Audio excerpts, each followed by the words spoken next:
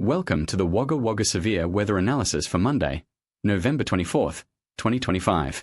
This 10 a.m. sounding captures morning conditions across the Riverina, with daytime heating expected to transform the atmosphere through the afternoon.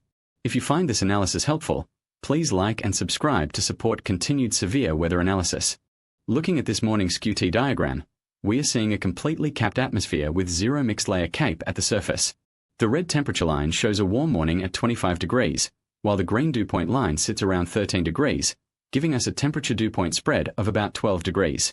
Notice that large blue shaded area dominating the profile.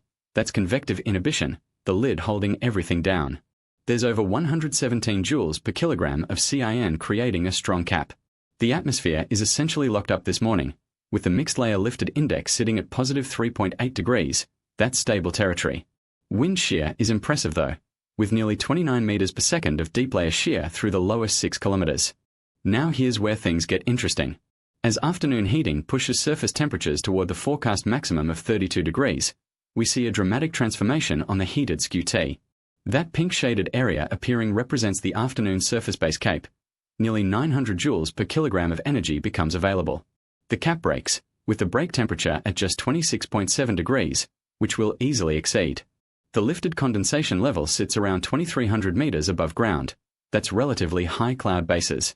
The equilibrium level marked by EL shows storms could build to around 267 hectopascals if they develop.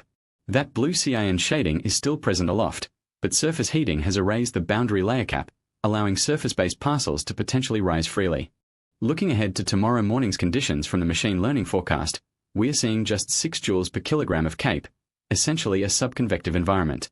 Shear remains strong at over 23 meters per second, but without instability, this is simply a windy pattern with no thunderstorm potential. The lifting condensation level sits around 1,400 meters. By tomorrow afternoon, the models show conditions remaining suppressed. CAPE drops to zero with absolutely no surface-based instability. The lifting condensation level rises dramatically to over 3,000 meters, and despite strong shear of 25 meters per second, there's simply no fuel for storms. Tomorrow appears to be a quiet day across the Riverina. The multi-model parameter evolution tells an interesting story.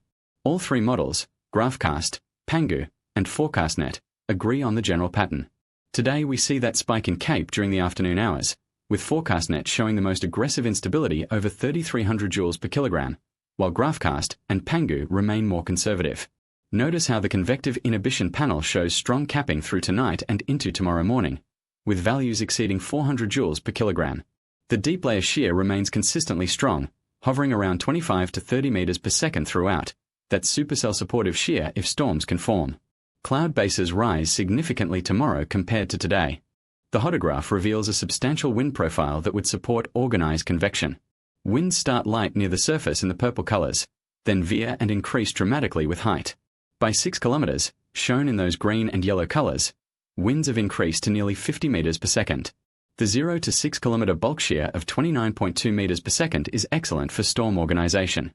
Storm relative helicity of 125 meters squared per second squared in the lowest kilometer, and 263 through 3 kilometers, indicates rotating updraft potential if storms develop. The right mover star shows supercells would track toward the east, while left movers would head more northward. The atmospheric refractivity profile shows several interesting layers. Those yellow bands indicate zones of superrefraction, with an elevated duct around 2,800 meters. This can affect radar propagation and communications. The profile shows relatively normal refractivity decline with height overall, but these enhanced layers near the boundary layer top coincide with the temperature inversion we noted earlier. Radio signals may experience anomalous propagation in these conditions. In summary, Wagga Wagga sees marginal thunderstorm potential this afternoon as heating breaks the cap, with nearly 900 joules per kilogram of surface-based energy and excellent shear for storm organization. Small hail and gusty winds are possible if storms develop. Tomorrow looks quiet with the models showing suppressed instability. Always consult Bureau of Meteorology warnings for official forecasts and safety information. This analysis is provided by Distant Curve Remote Area Telecommunications. If you found this helpful, please like and subscribe to support continued severe weather coverage for remote Australia.